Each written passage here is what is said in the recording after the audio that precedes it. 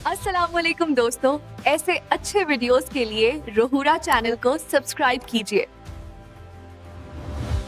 आइए आज एक ऐसी कहानी पर बात करते हैं जो सब्र और ईमान की इंतहा को छूती है। ये हज़रत अय्यूब अलैहिस्सलाम की दास्तान है, एक ऐसी शख्सियत जिनका नाम ही आजमाइशों में साबित कदम रहने की पहचान बन चुका है।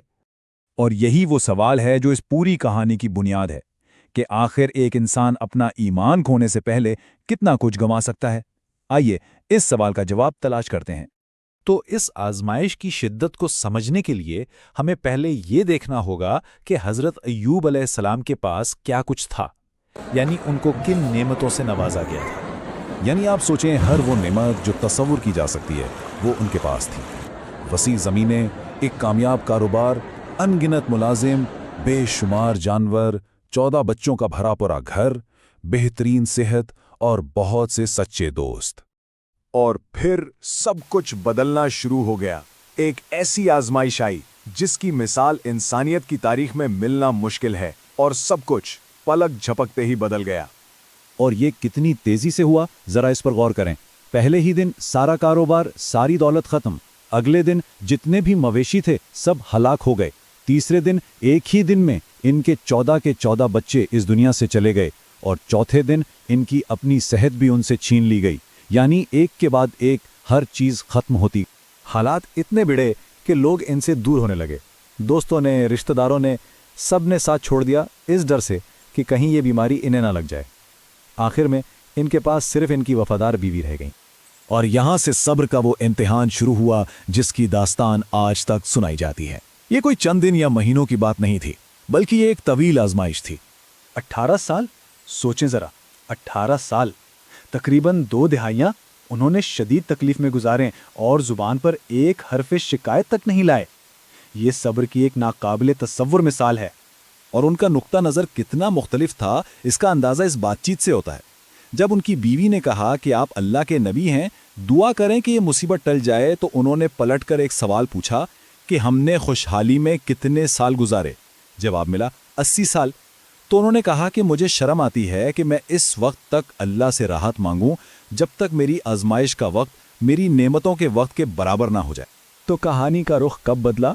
ये वो लम्हा नहीं था जब उनका सब्र जवाब दे गया, नहीं, बल्कि ये एक ऐसा लम्हा था जब उन्होंने अपनी बीवी की बेलोस मोहब्बत और कुर्बानी को देखा। उनकी बीवी जो हर मुश्किल में उनके साथ खड़ी थी, उनके लिए खाने का इंतजाम करने के लिए इतनी मजबूर हो गई कि उन्हें अपने बाल बेचने पड़े। जब हज़रत अय्यूब ने ये देखा तो ये वो लम्हा था जो उनकी अपनी तकलीफ से भी ज्यादा भारी था। और तब उन्होंने अल्लाह से दुआ की। और ये दुआ भी देखें कितनी खूबसूरत थी। ये कोई शिकायत नहीं थी, कोई मुतालबा नहीं था, बस अल्लाह के सामने अपनी हालत का एक आजिज़ाना इकरार था। बेशक मुझे तकलीफ पहुंची है और तू रहम करने वालों में सबसे बढ़कर रहम करने वाला है। बस इतनी सी बात। और अल्लाह की तरफ से जवाब वो फौरी भी था और मौजिज़ाती भी। ये इस बात का सबूत था कि सब्र का फल कितना बड़ा होता है। आजमाइश का खात्मा भी इतना ही शानदार हुआ जितना इसका आगाज तकलीफ देह था। हुक्म हुआ कि अपना पांव जमीन पर मारे। जैसे ही उन्होंने ऐसा किया, एक चश्मा फूट पड़ा। उन्होंने इस पानी से गुस्ल किया तो सारी बैरूनी बीमारियां खत्म हो गईं, और जब उस चश्मे से पानी पिया तो तमाम अंदरूनी बीमारियां भी ठीक हो गईं। सिर्फ सेहत ही नहीं बल्कि दौलत भी मौजज़ाना तौर पर वापस आई। आसमान से सोने की टिड्डियों की बारिश हुई। लेकिन यहां भी उनका किरदार देखें। उन्होंने इन नेमतों को इकट्ठा किया और कहा कि कोई भी अल्लाह की रहमत से बेनियाज नहीं हो सकता। शुक्रगुजारी का एक और सबक। तो जो कुछ भी उनसे लिया गया था वो सब वापस मिला, बल्कि पहले से भी कहीं ज्यादा सेहत और जवानी लौटा दी गई। उनकी बीवी की जवानी भी बहाल हुई। उन्हें 26 नए बेटे अता हुए और दौलत भी पहले से कई गुना ज्यादा वापस आ गई।